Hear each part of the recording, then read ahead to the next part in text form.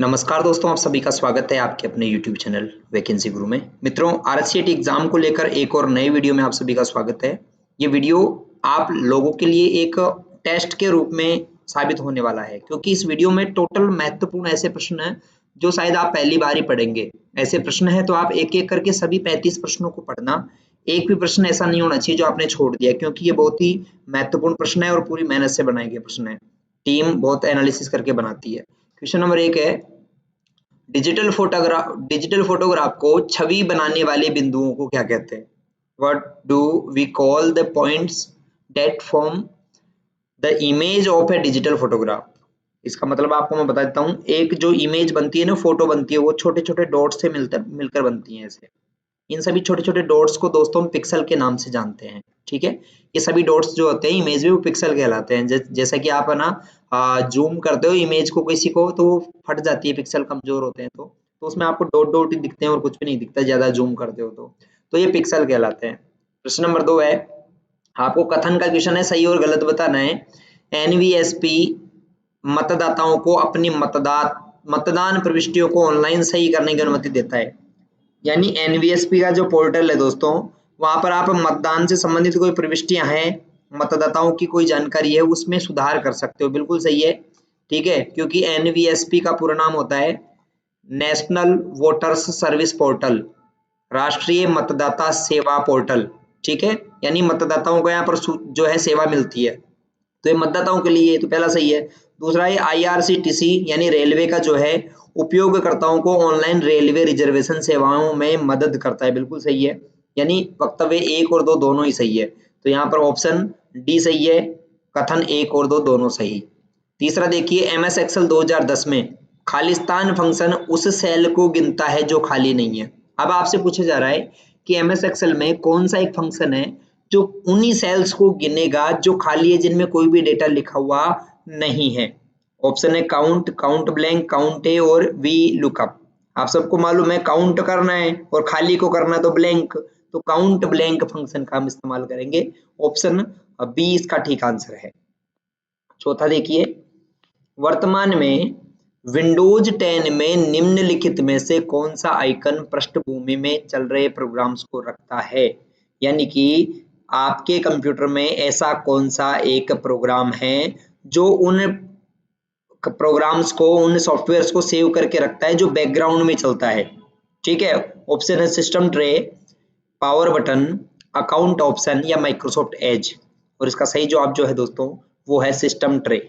ठीक है, system tray में आपको क्या होता है, ये जो सिस्टम ट्रे है, यहाँ पर आप एक बटन होता है, आपको इस प्रकार का बटन दिखाई देगा। ठीक है, यहाँ पर इस क्लिक करके आप बैकग्राउंड में चल रही एप्लीकेशंस को देख सकते हो। तो इसका सही जवाब ऑप्शन ए होगा। अगला पांचवा, निम्न में से कौन सा आपके कंप्यूटर सिस्टम के लिए दुर्भावनापूर्ण है? यहाँ पर 4 ऑप्शन है, आपको इनमें से ये बताना है कि आपके कंप्यूटर के लिए जो गलत है, दुर्भावनापूर्ण है, वो क्या है। ठीक है, यानी आपके कंप्यूटर को जो नुकसान पहुंचा सकता है। Which of the following is malicious for your computer system? Update and security. देखो, अपडेट और सिक्योरिटी हमारे लिए गलत थोड़ी है, ये तो ठीक है, हमारे कंप्यूटर को या मोबाइल को समय समय पर अपडेट करना चाहिए जिससे वो सिक्योर रहेगा। दूसरा है एंटीवायरस। एंटीवायरस भी हमारे लिए सही है, गलत थोड़ी है, क्योंकि हमारे कंप्यूटर में अगर कोई वायरस आएगा तो उसको हटाएगा कौन? एंटीवायरस हटाएगा। फायरवॉल, फायरवॉल भी सही है, यानी कि ये हमारे लिए गलत नहीं है। क्यों? क्योंकि अगर कोई भी व्यक्ति आपके कंप्यूटर में एक्सेस करने की कोशिश करेगा, इंटरनेट के माध्यम से आपके कंप्यूटर में घुसने का प्रयास करेगा, तो उसको रोकने का काम जो है वो फायरवॉल का होता है। अगला है वायरस। वायरस जो है आपके कंप्यूटर के लिए गलत है, खराब है, क्योंकि वो आपके कंप्यूटर को नुकसान पहुंचा सकता है। तो ऑप्शन डी इसका सही जवाब है। छठा प्रश्न देखिए, विंडोज 10 में एक विंडो को मैक्सिमाइज करने का अर्थ क्या होता है? यानी आपने देखा होगा कि कंप्यूटर की एक विंडो होती है, उसमें इधर 3 बटन होते हैं। यहाँ पर एक होता है ऐसा मिनिमाइज, एक होता है मैक्सिमाइज, एक होता है क्लोज। ये जो बटन है इनमें से एक तो मिनिमाइज होता है जो हाइड कर देता है, छिपा देता है, मिनिमाइज कर देता है। दूसरा मैक्सिमाइज। मैक्सिमाइज का मतलब क्या होता है? यानी आपकी जो विंडो है उसको कंप्यूटर के पूरी स्क्रीन में फिट कर देता है ये मैक्सिमाइज। तो इसे डेस्कटॉप पर फिट करने के लिए विस्तारित करना। Option B, expanding it to fit on the desktop, पूरे कंप्यूटर में फिट करने के काम में आता है। ठीक है, आगे चलते हैं, 7वां प्रश्न है, आप एमएस ऑफिस दस्तावेज को पीडीएफ फाइल स्वरूप में कैसे सेव कर सकते हैं। आपसे पूछा जा रहा है कि आप एमएस ऑफिस का कोई डॉक्यूमेंट है, यानी एमएस वर्ड में आप काम कर रहे हो, तो एमएस वर्ड में काम करते समय आप अपने डॉक्यूमेंट को पीडीएफ में सेव कैसे करेंगे। दोस्तों ध्यान रहे, हमें अगर किसी भी प्रोग्राम में पीडीएफ में सेव करना हो ना किसी फाइल को, तो हमें सेव एज ऑप्शन होता है, वहां पर सेव में जाओगे तो वहां पर सेव एज टाइप होता है, किस प्रकार से आप सेव करना चाहते हो, तो सेव एज टाइप के अंदर आप पीडीएफ चुनिए वहां पर, ठीक है, और ऐसे करके आप सेव कर सकते हो। तो ऑप्शन है इसका सही जवाब है। फाइल मेन्यू में आप जाओगे, फाइल टैब में, फिर वहां पर सेव एज विकल्प होगा, उसमें सेव एज पीडीएफ चुनिए और आपका पीडीएफ में सेव हो जाएगा। चलो, पीडीएफ का पूरा नाम क्या होता है कमेंट करके आप बताना अगर आपको याद है तो। 8वां प्रश्न है, निम्न में से कौन सा विकल्प इस क्रिया को निर्दिष्ट करता है, किसी वस्तु को गंतव्य तक ले जाते समय माउस बटन को दबाए रखना। दोस्तों आपने देखा होगा, अगर यहाँ पर एक फाइल रखी हुई है और इस फाइल को मैं यहाँ ले जाना चाहता हूँ, तो हम क्या करते हैं, इसके ऊपर माउस लाते हैं और दबा के इधर खींचते ले जाते हैं और यहाँ पर ले जाके छोड़ देते हैं, ठीक है। इस पूरी प्रक्रिया को ड्रैग करना कहते हैं मित्रों, क्या कहते हैं, ड्रैगिंग, ठीक है, ऑप्शन सी। तो यहाँ पर इधर से खींच कर ले जाना क्या कहलाता है, दबा कर रखना और खींच कर ले जाना ड्रैग करना, फिर वहां ले जाकर छोड़ना तो ड्रॉप करना कहलाता है, ड्रॉपिंग। तो इस पूरी प्रक्रिया को ड्रैग एंड ड्रॉप कहते हैं, पर यहाँ पर केवल इतना ही पूछ रहा है कि गंतव्य तक ले जाने पर जब आप माउस को बटन को दबाए रखते हो ना, इस प्रक्रिया को क्या कहते हैं, तो इसको ड्रैग करना कहते हैं। 9वां, निम्न में से कौन सा इंटरनेट ब्राउजर का वैलिड एग्जाम्पल नहीं है, कौन सा एक इंटरनेट ब्राउजर नहीं है ये बताना है। Google Chrome, Mozilla Firefox, Microsoft Edge या एडोब एक्रोबैट। दोस्तों इसका सही जवाब मैं बताता हूँ, यहाँ पर एडोब एक्रोबैट जो है ये एक ब्राउजर नहीं है, बाकी गूगल क्रोम भी ब्राउजर है, फायरफॉक्स भी ब्राउजर है और माइक्रोसॉफ्ट एज भी ब्राउजर है। 10वां, आप आपके पास कुछ छात्रों के नाम और उनसे संबंधित परीक्षा अंकों के साथ एक डेटा सेट है, आप यह जानना चाहते हैं कि कितने छात्रों ने 90 से ऊपर अंक प्राप्त किए, तो आप कौन से एमएस एक्सेल फंक्शन का इस्तेमाल करेंगे। देखो व्यवहारिक प्रश्न आ रहे हैं, पूरे प्रैक्टिकल क्वेश्चन पूरे आ रहे हैं, इसी प्रकार के एग्जाम में प्रश्न रहेंगे। अगर आप अच्छी तैयारी कर रहे हैं वैकेंसी ग्रुप से, तो वीडियो को लाइक और चैनल को सब्सक्राइब जरूर करना। तो यहाँ पर ऑप्शन है maximum, minimum, count for sum. दोस्तों अगर आपको ये काउंट करना है, यहाँ पर काउंट करना है तो काउंट फंक्शन काम में आएगा, पर आपको काउंट करना है 90 से ऊपर अंक वाले विद्यार्थी कितने हैं, तो काउंट इफ फंक्शन का आप इस्तेमाल करोगे। तो ऑप्शन सी इसका ठीक जवाब है। 11वां, भारत में कौन सा कानून विशेष रूप से साइबर अपराधों और इलेक्ट्रॉनिक वाणिज्य को संबोधित करता है, इलेक्ट्रॉनिक शासन के लिए कानूनी ढांचा प्रदान करता है और साइबर अपराधों के लिए दंड जो है परिभाषित करता है। दोस्तों ऐसे कानून का नाम है इंडियन आईटी एक्ट 2000, यानी हिंदी में कहें तो भारतीय आईटी अधिनियम 2000, ऑप्शन डी। 12वां प्रश्न है, विंडोज 10 में कौन सी इनबिल्ट उपयोगिता उपयोगकर्ताओं को स्क्रीन पर किसी भी वस्तु के स्क्रीनशॉट को छवि के रूप में कैप्चर करने की अनुमति देता है, यानी कि आप किसी स्क्रीन को स्क्रीनशॉट के रूप में सेव करना चाहते हो, कैप्चर करना चाहते हो, तो किसका इस्तेमाल करोगे।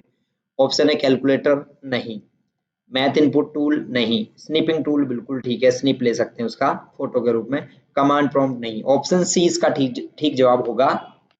13वां, माइक्रोसॉफ्ट एक्सेल में सेव एज संवाद बॉक्स खोलने के लिए कौन सी शॉर्टकट कुंजी है। दोस्तों अगर आपको एमएस एक्सेल में सेव एज खोलना है तो F12 बटन आप दबाते हैं, F12 सेव एज की शॉर्टकट होती है, F12, ठीक है।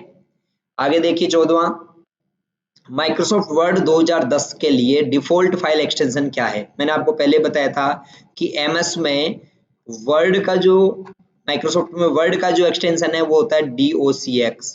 अगर यहाँ पर एक्सेल का पूछा, अगर आपसे एक्सेल का पूछ ले तो बताना .XLSX, और पावर पॉइंट का पूछे अगर पावर पॉइंट तो इसका होता है .PPTX। ऐसे एक्सटेंशन ध्यान रखना, एमएस वर्ड में डॉक्यूमेंट होता है तो डॉक्स होगा, XLSX होगा और PPTX होगा पावर पॉइंट में।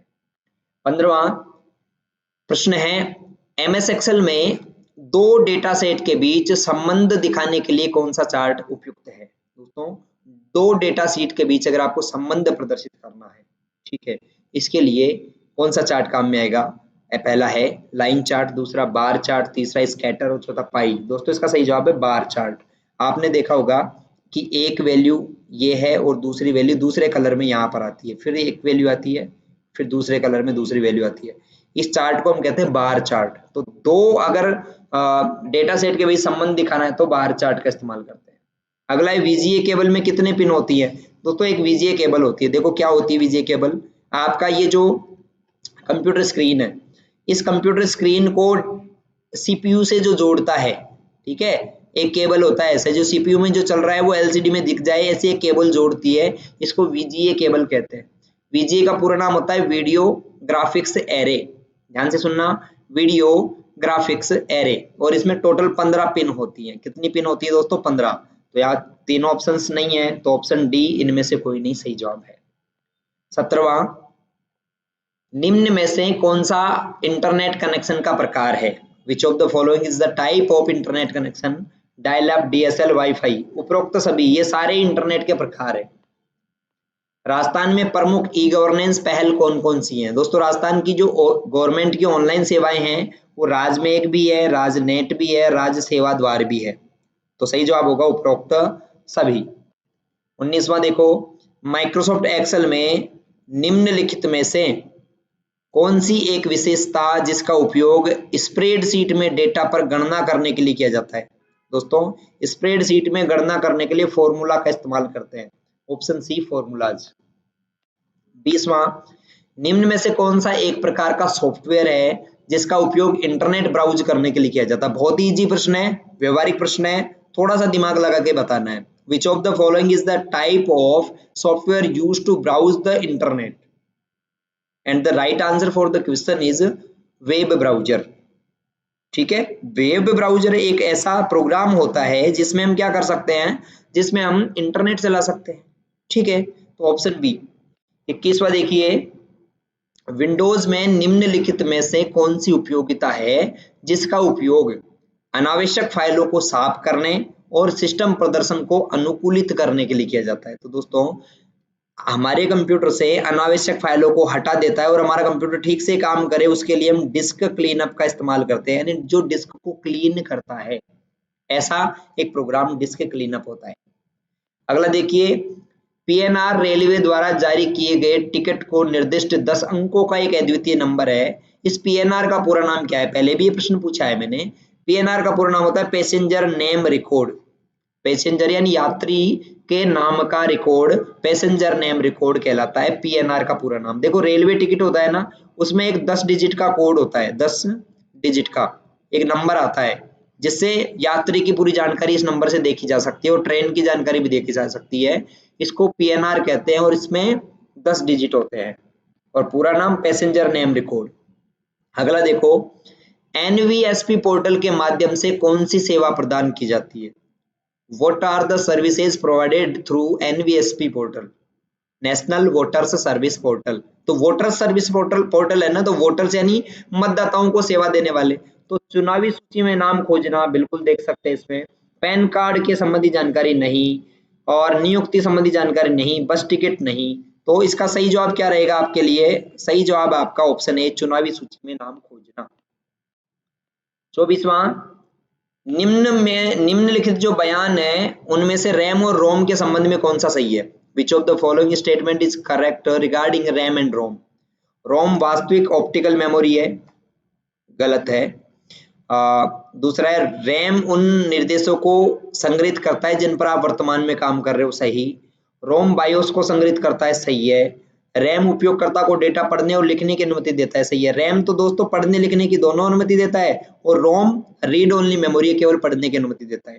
5वां है, बिजली बंद होने पर रैम और रोम अपना डेटा खो देती है, गलत।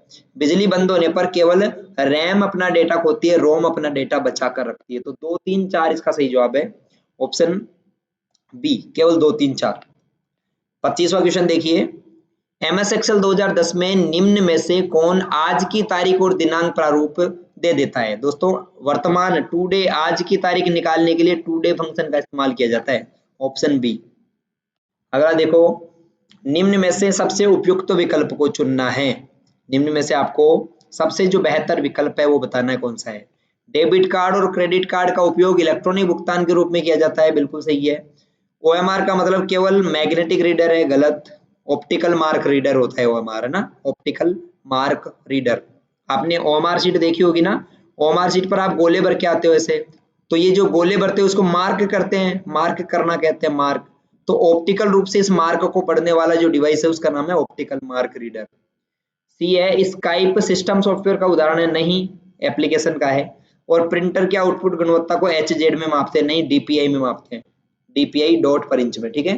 तो डेबिट कार्ड और क्रेडिट कार्ड इलेक्ट्रॉनिक भुगतान प्रणाली होती है, ये सही है। आधार कार्ड में कितने अंक होते हैं दोस्तों, आप सबको मालूम है 12 होते हैं, और एग्जाम में आप वैसे भी आधार कार्ड लेकर जाओगे तो गिन लेना वहीं पे कितने होते हैं, ठीक है। 28वां प्रश्न, एमएस वर्ड 2010 में कौन सा रिबन टेब विकल्प आपके दस्तावेज में टेबल, चित्र, चार्ट आदि जोड़ने के काम में आता है। दोस्तों, आपके डॉक्यूमेंट में टेबल, चार्ट आदि जोड़ने के लिए किसका इस्तेमाल करते हैं? ऑप्शंस आपके सामने हैं, होम, इंसर्ट, पेज लेआउट और रेफरेंस। दोस्तों, इसका सही जवाब मैं आपको बताना चाहूंगा, इसका सही जवाब है आपका ऑप्शन बी, इंसर्ट। इंसर्ट से हम ये सभी चीजें ले सकते हैं।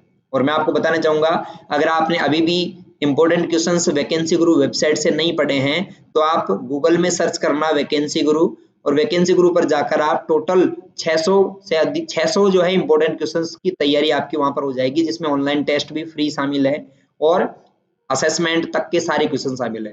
तो आप गूगल सर्च करना, वैकेंसी गुरु में जाना और सारे क्वेश्चंस को पढ़ लेना, ठीक है ना। और ऑनलाइन टेस्ट भी फ्री में आप वहां पर दे सकते हो। चलते हैं अगले प्रश्न पे। नेक्स्ट प्रश्न है, एमएस वर्ड 2010 में डॉक्यूमेंट सेव करने के लिए डिफॉल्ट एक्सटेंशन क्या होता है? दोस्तों, एमएस वर्ड में अगर डॉक्यूमेंट सेव करना है तो डिफॉल्ट एक्सटेंशन होता है डीओसीएक्स, ये पहले भी मैंने बताया था अभी थोड़ी देर पहले। 30वां, एमएस वर्ड 2010 में डॉक्यूमेंट के पंक्ति की शुरुआत में तेजी से जाने के लिए कौन सी शॉर्टकट का यूज करोगे? यानी आप एमएस वर्ड में काम कर रहे हो, अब यहाँ पर एक लाइन है, आपका कर्सर यहाँ है, ठीक है, आप एक बटन दबाओ और कर्सर यहाँ शुरुआत में पहुंच जाए, तो आप कौन सा बटन दबाओगे? दोस्तों, इसके लिए आप होम बटन दबाओगे। कौन सा दबाओगे? होम। और अगर एंड बटन दबाओगे तो आप सबसे लास्ट में पहुंच जाओगे, जहां पर भी आपका लाइन है उसके लास्ट में कर्सर पे पहुंच जाओगे। तो ऑप्शन सी इसका ठीक जवाब होगा। 31वां, पावर पॉइंट 2010 में किस रिबन टेब में टेक्स्ट, छवियां और वीडियो को स्लाइड में डालने के लिए कमांड्स होते हैं? दोस्तों, आपको वीडियो लेना है, पिक्चर लेना है, शेप लेना है, स्मार्ट आर्ट लेना है, ऑडियो लेना है, हाइपरलिंक लेना है, हेडर फुटर लेना है, कुछ भी लेना हो तो आप इंसर्ट टेब का इस्तेमाल करोगे, इंसर्ट से ले सकते हैं, ठीक है ना। 32वां, पावर पॉइंट 2010 में स्लाइड शॉर्टर व्यू का उद्देश्य क्या है? पावर पॉइंट में दोस्तों स्लाइड सॉर्टर क्या काम में आता है, तो मैं आपको बताना चाहूंगा, स्लाइड सॉर्टर काम में आता है प्रेजेंटेशन में स्लाइड्स को फिर से व्यवस्थित करने और संगठित करने के लिए, यानी rearrange the slides in power point, ठीक है। पावर पॉइंट में जो स्लाइड्स है उनको रीअरेंज करने के काम में आता है, बी ऑप्शन ठीक है। 33वां, पावर पॉइंट में स्लाइड मास्टर का उद्देश्य क्या है? दोस्तों, स्लाइड मास्टर, अब स्लाइड यानी स्लाइड होती है एक पिक्चर के रूप में जो स्लाइड होती है ना, और मास्टर यानी मास्टर का मतलब यहाँ पर सभी स्लाइड्स को एक प्रारूप देना, यानी जितनी भी स्लाइड्स है स्लाइड मास्टर का यूज करके आप सभी स्लाइड्स को एक फॉर्मेट में ला सकते हो। तो सभी स्लाइड्स को एक समरूप डिजाइन लगाने के लिए स्लाइड मास्टर का इस्तेमाल किया जाता है। ऑप्शन बी इसका ठीक आंसर। अगला देखिए, कौन सा एक साइबर खतरा नहीं है? Which is not a cyber threat. 4 option है, आपको ये बताना है कि कौन सा इसमें से साइबर थ्रेट नहीं है। ऑप्शंस आपके सामने है 4, मेलवेयर साइबर थ्रेट होता है, मेलवर्टाइजिंग साइबर थ्रेट होता है, सेशन हाईजैक साइबर थ्रेट होता है, ये सभी साइबर खतरे हैं। तो ऑप्शन डी इसका सही जवाब है, ये सारे ही साइबर खतरों के उदाहरण है, ठीक है। आगे 35वां और अंतिम प्रश्न, एक वेबसाइट पर सिक्योर सील का मुख्य अर्थ क्या होता है? सिक्योर यानी सुरक्षित, सील यानी सुरक्षा की सील है वो, ऐसी सील जो वेबसाइट की सुरक्षा को बताता है, यानी वेबसाइट पर जो डेटा प्रेषित हो रहे हैं वो सुरक्षित करने के लिए एन्क्रिप्शन का उपयोग करती है, यानी वेबसाइट पूर्णतः सुरक्षित है, आप अपना डेटा यहाँ पर देख सकते हो, इनका यूज कर सकते हो। ऐसे करके टोटल 35 जो आज के लाइव टेस्ट में आपके प्रश्न थे, इसमें से कितने प्रश्न सही हुए कमेंट करके बताइए, और आपकी तैयारी कैसी चल रही है ये आप इस कमेंट में बताएं। घबराने की जरूरत नहीं है, रेगुलर वीडियोस और क्लासेस, लाइव क्लासेस लीजिए, वैकेंसी ग्रुप वेबसाइट से पढ़िए, ऑनलाइन टेस्ट दीजिए, आपकी सबकी टॉप 50% बनेंगी, ठीक है दोस्तों, मिलते हैं लाइव क्लास में और सभी वीडियोस के अंदर। तब तक के लिए नमस्कार, राम राम, जय श्री राम।